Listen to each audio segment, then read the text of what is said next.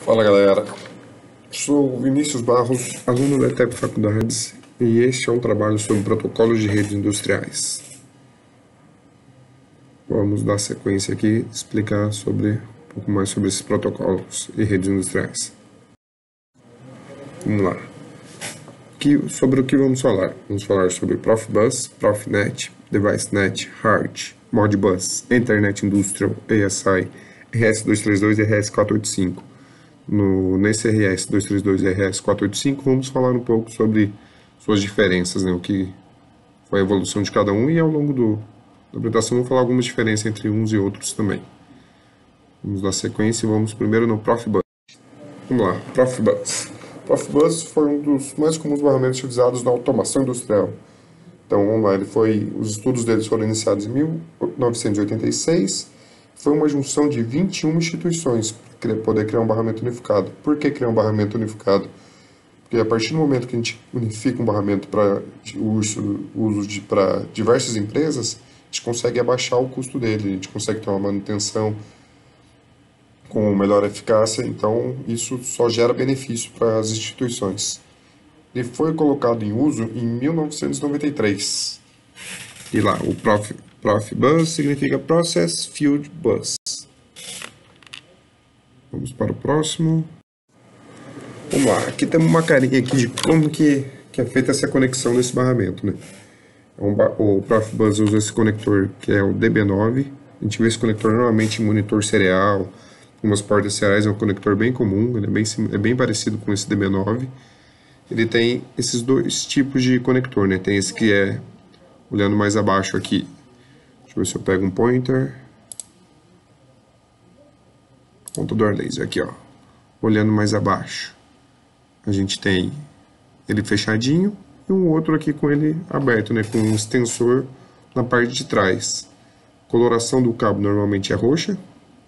Então, segundo o que eu pesquisei aqui, sempre que a gente vê um cabo de coloração roxa numa rede industrial, provavelmente ele é um Profibus. E essa extensãozinha aqui ele serve para fazer a redundância do barramento. Se a gente tem um barramento passando pela indústria e ocorre um dano nesse cabo, a gente iria perder essa informação que está sendo transmitida nesse barramento. Com essa parte dessa extensão, a gente consegue fazer uma redundância. Deixar o barramento passando por dois caminhos diferentes, se ele passa por um lugar que tem risco, um outro não, para a gente sempre ter a informação. Vamos habilitar aqui o meu pointer.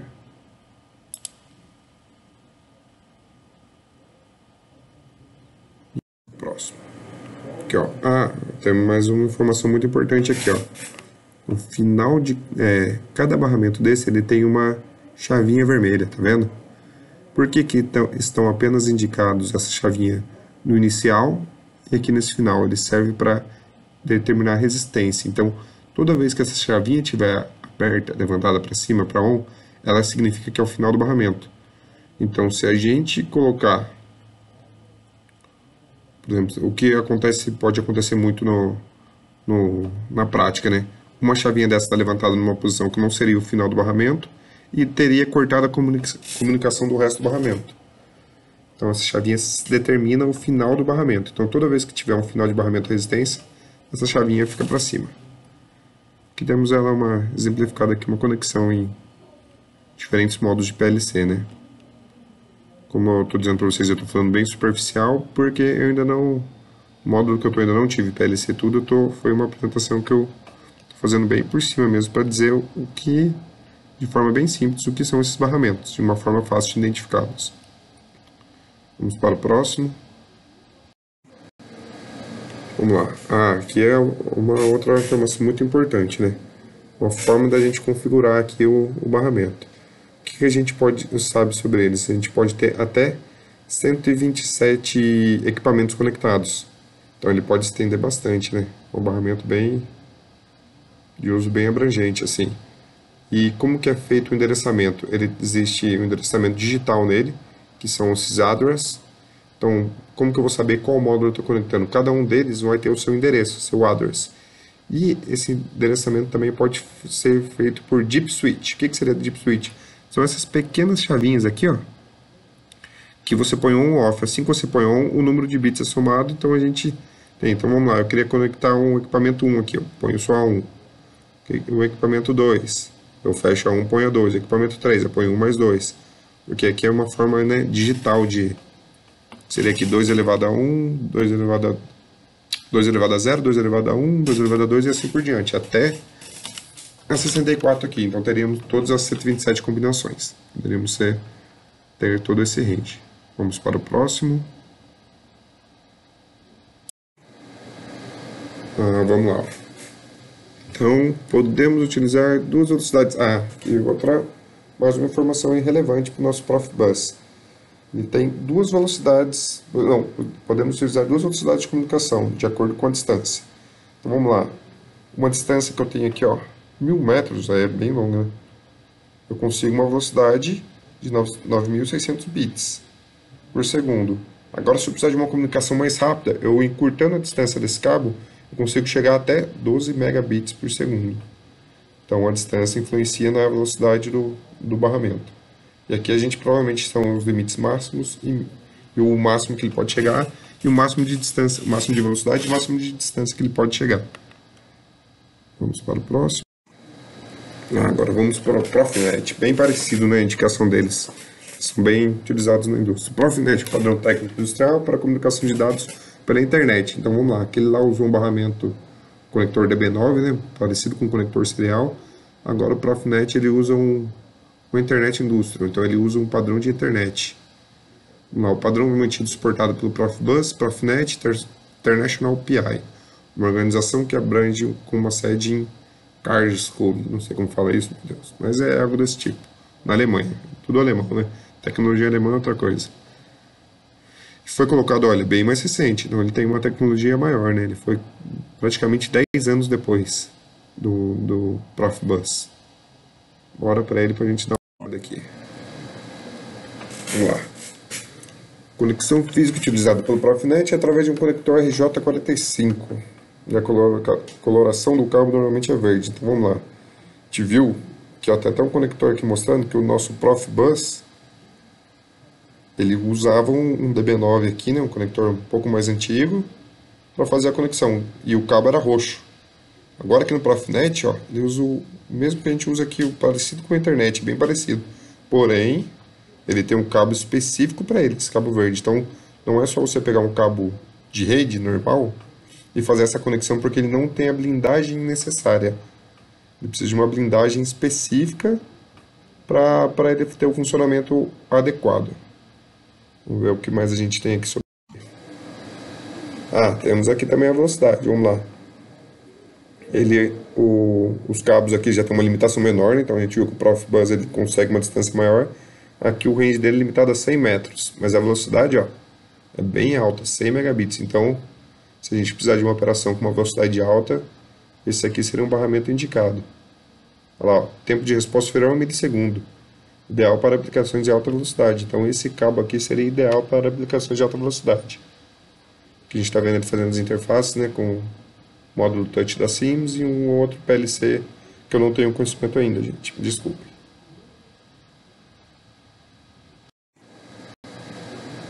Vamos lá, como ele utilizou esse padrão de internet, né? Então a gente pode usar essas switches padrão. Então a gente consegue fazer várias conexões numa switch dessa, que é padrão como a gente usa em rede doméstica, né? Então a gente consegue fazer esse link por switches. Isso é muito bom, né? Que a gente consegue linkar bastante equipamentos só endereçando eles de forma correta. Aqui já vamos falar até sobre o endereçamento. O Profinet tem 3 tipos de endereço. Então ele usa como padrão de rede mesmo, né? IP, MAC, Device Name. Device Name é até quando a gente faz uma conexão de dia por wireless, a gente aparece o Device Name nessa que conectar uma televisão. Então provavelmente é algo bem similar. Então aqui ele tem lá, ó, HMI. Então provavelmente esse é o nome da conexão quando ele aparecer lá para a gente fazer a configuração. PLC1, Drive 1, IEPB1 e tem os endereços aqui de IP. Então a gente consegue dar um ping, conectar de alguma forma neles e verificar as conexões também por utilização do IP, né? Então é uma tecnologia bem conhecida por nós aí, que é a mesma de rede. DeviceNet. Agora vamos para um próximo aqui, Devicenet. Foi desenvolvido originalmente pela empresa americana Allen Bradley. Essa, se eu não me engano, acho que talvez ela tenha sido incorporada por outro, não lembro qual. Um protocolo de camada de aplicação sob tecnologia CAN, Controller Area Network, desenvolvido pela Bosch, ó. Então essa tecnologia foi desenvolvida pela Bosch. Aqui é a carinha de como chama o DeviceNet, né? Vamos dar mais uma olhada nas especificações dele. Uma ferramenta de comunicação que permite a interação de um PLC com motor e sensores através de um DeviceNet Scanner.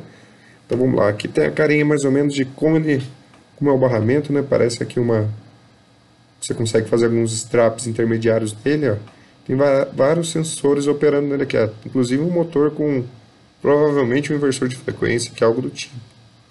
E provavelmente para a gente conseguir fazer essa interação, então eu tenho esses sensores conectados aqui e provavelmente ele usa esse device scanner que é para fazer a decodificação para outros barramentos. Tá vendo aqui um componente com RJ, com DB? Então ele consegue passar para outros tipos de barramento através desse device scanner. Olha lá, aqui vai falar a fiação, muito bom. O barramento utiliza cabos com 4 fios, ó, aqui dá para a gente ver o sinal com high e low, né? Então ele faz alguma variação aqui no tipo de sinal e ele vai uma tensãozinha que deve ser uma referência. Ó, podemos ter até 64 nodes são nós, né? Indo de 0 a 63, então a gente pode ter 64 conexões. E o endereço de cada equipamento são definidos pelo MAC ID, bem próximo ao que é no Profinet, né, que a gente viu. Ele também tem o MAC ID. Não, existem 5 variações de cabos que são usados para diferentes aplicações. Então, dentro desse DeviceNet existem vários tipos de cabo. Aqui a gente pode ver algumas especificações, ó, tem um que parece uma reguinha aqui, ó. Os nomes são Thick Round, Thin Round, Class 1 Round, Quick Link Flat, Quick Link Light Flat. Então, bem interessante esse tipo de conexão.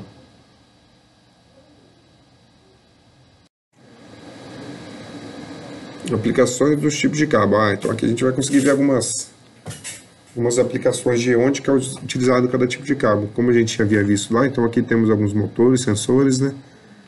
Então existe a Trunk Line, provavelmente são esses, na Trunk Line é conectado esses tipos de cabo, que é o Thick Round, que a gente havia visto, e no Drop Line, então a gente deve ter uma linha principal e uma conexão nessa linha principal. A gente consegue fazer uma conexão aqui, ó, que é a Drop Line. Bastante interessante aqui. Então, existe variação de cabo dentro do mesmo barramento para cada tipo de aplicação. Velocidade de comunicação varia com o tipo de aplicação e distância do equipamento. Aqui temos as explicações do cabo, ó. Então, vamos lá, ó. Trunk Line Cable Length per Device Net Data Rates. Então, aqui a gente tem a variação de velocidade e distância que a gente consegue utilizar esse cabo, ó. Então, uma tabela muito boa para aplicação, né, para quando for realizar a aplicação desse barramento, a gente conseguir ver qual é a melhor especificação para cada um deles. Aqui, ó, a gente consegue ver que uma velocidade alta tem uma distância menor, né, padrão para cada um. E esse cabo aqui é um cabo mais robusto. Esse flat aqui a gente consegue uma distância menor, tá vendo? Metade praticamente desse daqui. Então, tem que saber certinho a especificação para não ocorrer falha de comunicação. Tem que sempre estar de acordo com o que ele é, o alcance, né, correto.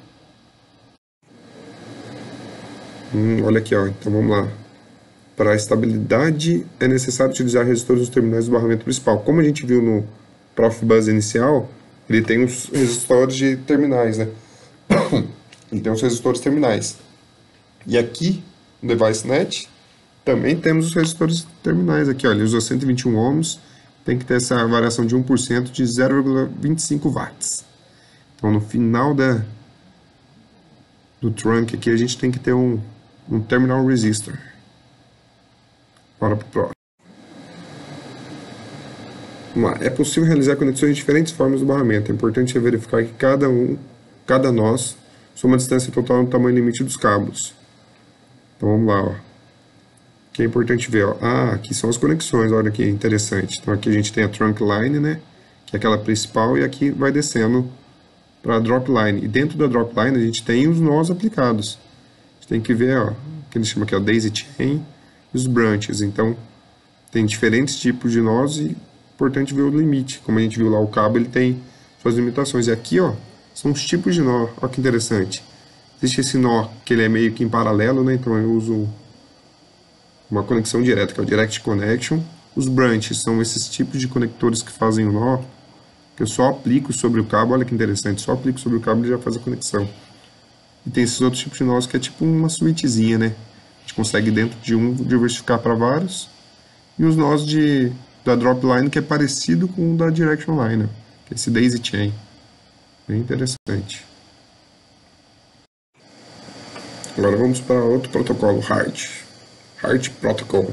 Isso aqui é bem interessante, esse ferramenta, estava lendo sobre ele, não sei muito a fundo, mas é uma forma de aprendizado muito legal. Vamos lá. Protocolo de comunicação HART, Highway Addressable Remote Transducer. É um protocolo aberto de automação industrial analógica mais digital. Olha que interessante. Então, o que a gente manda analógico mais digital, ele é híbrido.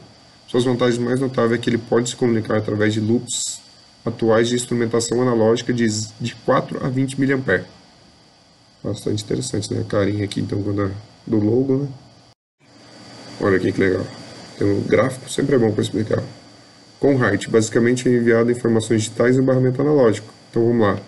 Então, provavelmente deve ser similar ao Tone, né, de telefone. Quem já viu o Tone lá aqui, consegue mandar uma informação digital dentro do sinal analógico pela variação de frequência.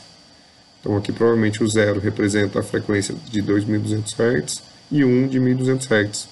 Então dentro do sinal analógico dessa variação de corrente a gente consegue mandar o sinal digital. Então a gente consegue endereçar, colocar algum endereço, inserir algumas informações sobre falha, algumas coisas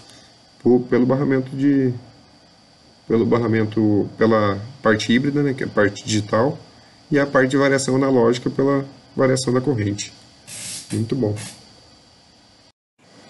Vamos lá. Por se tratar de um sensor analógico, utiliza apenas um par de fios. O cartão analógico, o sensor necessita ser compatível com o HART. Então a gente precisa ter um cartão compatível com o barramento HART e o sensor também precisa ser.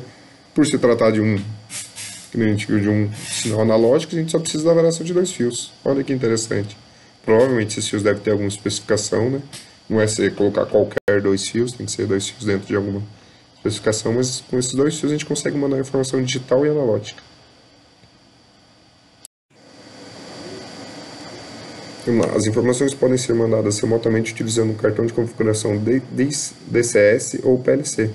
Então vamos lá, a gente tem aqui um cartão de PLC, né, conectando ao computador, consegue fazer interação com esse cartão analógico e setar dentro desse barramento, ó, dá pra gente ver que ele tem um split de 1 a 63. Então ainda pode fazer um split de até 63 address, endereços de comunicação. As informações enviadas pelo sensor são convertidas pelo Master Node Input Analog. Então deve ser esse cartão aqui principal e podem ser acessadas via handheld. Olha, então, olha que legal, handheld. Então vamos lá, a gente vai precisar desse cartão, né, o Master Node, que é o que vai receber. E a gente pode usar esse handheld, ó, que ele está dizendo aqui em Danger Hazards Area. Então, se tem uma área que o sensor é uma caldeira, alguma coisa muito quente, que você não pode chegar perto, você pode usar o handheld e receber, aqui provavelmente é o barramento, ó, você pode receber informação do nó, o valor que você está lendo, qual o processo, outras datas, falhas, códigos de falha, tudo pelo handheld, sem precisar você chegar próximo ao sensor para fazer análise. Você consegue conectar ele em paralelo ao barramento e verificar as informações. Modbus, olha aqui um novo barramento, vamos lá. Modbus é um protocolo de comunicação serial originalmente publicado pela Modcon, agora a Schneider. Então foi incorporada aí, né, em 1979, nossa, é bem antigo, para uso com seus controladores lógicos programáveis. Para uso, tudo isso que a gente está vendo aí é compatível com o PLC, né, para automação industrial. Carinha do Modbus aqui. Vamos lá. Modbus permite a comunicação entre muitos dispositivos conectados à mesma rede. Como a gente está vendo aí, vários eles têm suas especificações, né. Modbus é frequentemente usado para conectar um computador de supervisão a uma unidade de terminal remoto, uma RTU, em sistemas de controle de supervisão e aquisição de dados. Então aqui a gente tem, ó, uma rede montadinha aqui, ó, bem parecido com a Profinet, né, galera? A TCP/IP, então ele é bem similar mesmo. Tem aqui, ó, suas conexões, dá para ver que ele é um barramento mais... E consegue ter uns switches aqui também para poder fazer a comunicação. Bem interessante. Vamos aqui para o próximo para a gente dar. O Modbus tem a capacidade de integrar módulos de diferentes fabricantes. Olha, isso é interessantíssimo. Exemplo, um sistema que mede temperatura e umidade e comunica entre os resultados entre o computador e o PLC. Olha que bacana. Então vamos lá. Tem diferentes fabricantes, ó, tá vendo aqui? Um Allen Bradley e um Siemens usando essa caixinha aqui para fazer a integração. Então eu tenho um sistema aqui medindo. Ele vai ter o seu sensor, eu não conheço os sensores ainda, galera, me desculpe. Estou aprendendo sobre os barramentos. Então aqui a gente tem um sensor que pode ser um sensor analógico, um sensor, qual seja a sua função, ele consegue fazer essa conversão para o Modbus, que a gente consegue ler em diferentes fabricantes. Muito bom isso, hein? Esse tipo de integração é essencial na automação industrial. A variação do Modbus podem ser utilizados ao mesmo tempo. Então, o Modbus RS e o Ethernet. Então, a gente tem dois tipos de Modbus, ó. Então, ele usa um Modbus RS232, que a gente ainda vai ver, uma comunicação serial. Olha que bacana. Tá vendo? Tem aquele conectorzinho serial que a gente viu. Olha o conectorzinho serial aqui, ó. Parecido com o DB9. Olha que bacana. E um utilizando juntamente com a internet, que, como a gente viu, tem um TCP/IP, que a gente consegue endereçar os dispositivos por IP. E aqui, provavelmente, ó, um modo de conversão aqui, ó. Olha que legal. Tem uns que já são diretos e uns necessitam desse módulo de conversão. Ó, o tipo de fio aqui, ó. Transmitter wire.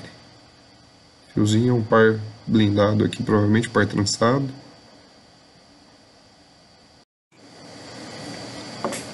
Os dispositivos Modbus comunicam usando a técnica Master-Slave. Ó, isso é legal, hein?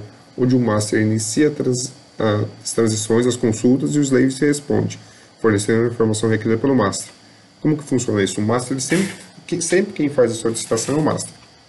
O Slave, ele nunca vai requisitar informação, ele só responde o Master. Então, o Master que vai mandar as informações para cada Slave, o Slave que vai responder para eles se tiver uma falha, alguma coisa, o Slave vai responder. Então, quem faz a solicitação, o TX, assim, dizer, né? O Master. O Master vai mandando. E o Slave vai responder. Então, o Master às vezes pode perguntar para um Slave só. Essa informação não vai para todos. Então, específica para esse endereço.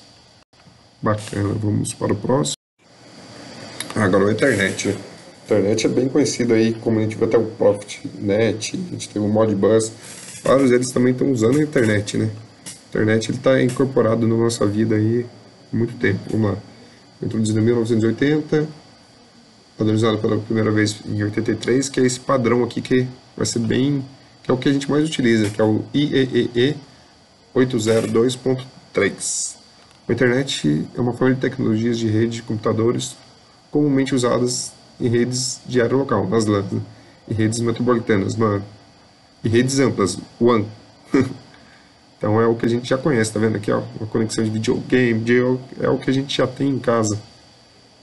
Com esse IEE 802.3, a gente vai ter que ver essa aplicação conhecer ele para ter essa aplicação no meio do... A camada física da internet utiliza diferentes cabos de acordo com a velocidade necessária. Vamos lá. Então a gente tem a internet, ó, com coaxial, quem conhece. Que eu já cheguei a utilizar na aviação, a gente usa essa internet com coaxial. Uma conexão bem antiga, mas até raro de se achar uns switches que tenham o coaxial hoje em dia. São muitos poucos fabricantes que produzem, mas na aviação ainda é até utilizada essa conexão coaxial. Vai ter o padrão, né, o Twisted Pair Cable, que é o par duplo trançado. Fibra ótica, olha que legal. Então a gente tem a comunicação de rede por fibra ótica hoje em dia, que sabe que aumenta a velocidade muito. Aqui a gente está mostrando até uma integração, ó, de um par trançado. Para fibra ótica a gente consegue longas distâncias numa velocidade altíssima, e para as distâncias mais curtas, ó, Siemens aqui fazendo integração. Então a gente consegue uma conexão de internet aí para longas distâncias e com velocidade muito boa. Aqui os tipos de cabo, como eu falei ali, ó, utiliza par trançado, diferentes cabos. Então, para cada velocidade você tem a sua categoria de cabo. Então isso aí, a gente tem até a coloração, tá vendo? Um cinza, um azul, então provavelmente no ramo industrial, a coloração vai indicar qual tipo de cabo é a sua categoria, a sua velocidade máxima de operação. Ah, o conector padrão, né, que a gente conhece da internet, que é o mesmo que a gente usa em casa, é o RJ45, e tem dois tipos de par trançado. Então aqui está mostrando um full, né? Tem uns que só tem meio par trançado, mas o mais comumente utilizado hoje em dia é o full duplex aqui, com TX-RX nos dois.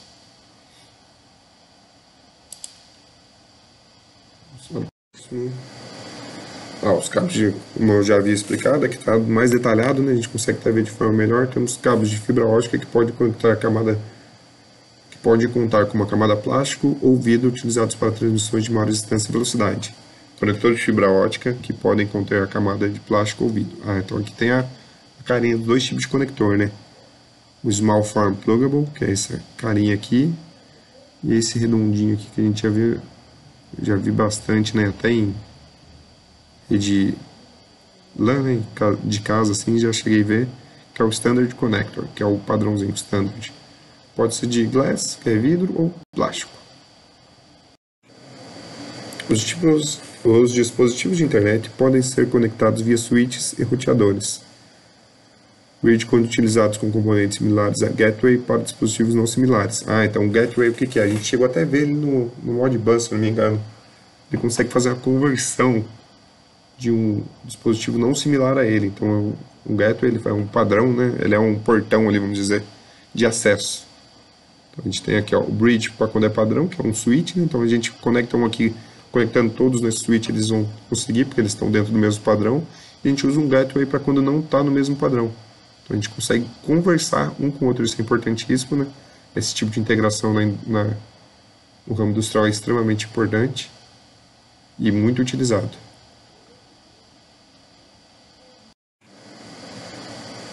Vamos lá, a gente estava falando sobre a camada física, né? Agora vamos falar um pouco sobre a camada de data link, aqui, que é a camada de comunicação. Pode ser dividida em dois controles. LLC estabelece caminho para os dados e o MAC utiliza endereço de hardware para identificar o dispositivo. Como a gente viu nos outros, é bem parecida, né?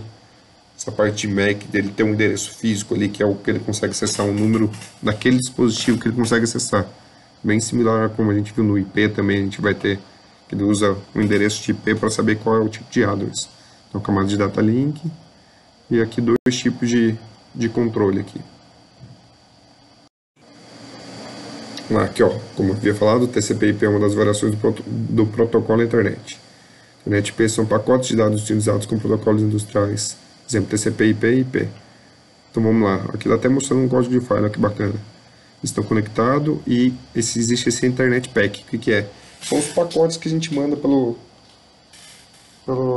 internet. Então nesse pacote ele pode conter, além dos dados, como velocidade e também as falhas. É um pacote que ele vem com bastante informação e ele comunica também endereçando através de IP, MAC ou LLC lá, né, que é o físico, mas bem bacana. Então com um pack desse a gente consegue muita informação e a velocidade de acordo com o que a gente viu nos barramentos lá.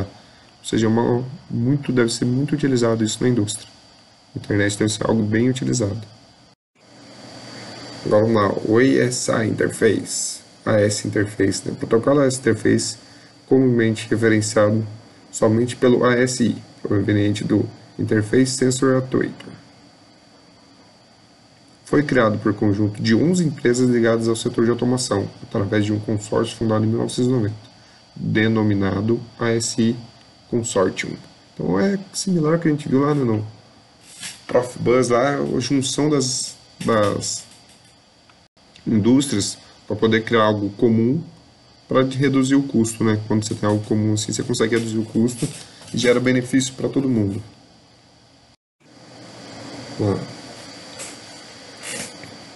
O ASI é um sistema inteligente de cabeamento que foi desenvolvido para substituir os fios. Opa, olha que legal. Os fios discretos que ligam os sensores e atuadores ao PLC ou a outro sistema de controle. Então aqui temos um PLC, né? Até para ver que tem duas corzinhas aqui, ó. Provavelmente deve ser amarela, ó. Sensores e atuadores. Então, ó, essas são as conexões do SI.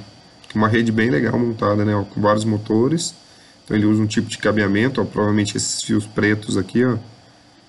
Aqui nos sensores esse fiozinho amarelo. Vai ser ideal para troca simples de dispositivos que operam em um sistema Master-Slave. Então, como a gente viu o Master-Slave, o Master manda a solicitação, o Slave sempre vai responder, podendo ter até 62 Slaves e cada Slave com 4 conexões. Nossa, então um Slave desse pode ter 4 conexões. Então a gente consegue fazer uma rede bem grande, né? Aqui o Master, ó.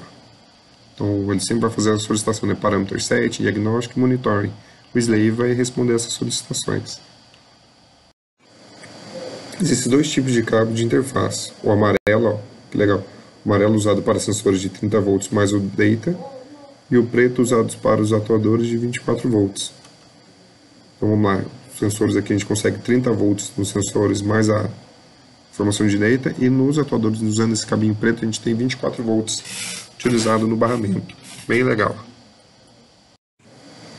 O alcance padrão do barramento é de 100 metros nas conexões com os sensores e pode chegar a 600 metros. Caramba, então vamos lá. Normalmente é utilizado com 100 metros, mas se a gente utilizar os extensores, ele pode chegar a 600 metros. Então a gente tem um cabo direto provavelmente de 100 metros, e tá vendo um extension plug aqui, ó, repetidor e extension plug, ó. A gente consegue ampliar ele, ó, chegando a 600 metros, então é muito utilizável, muito legal.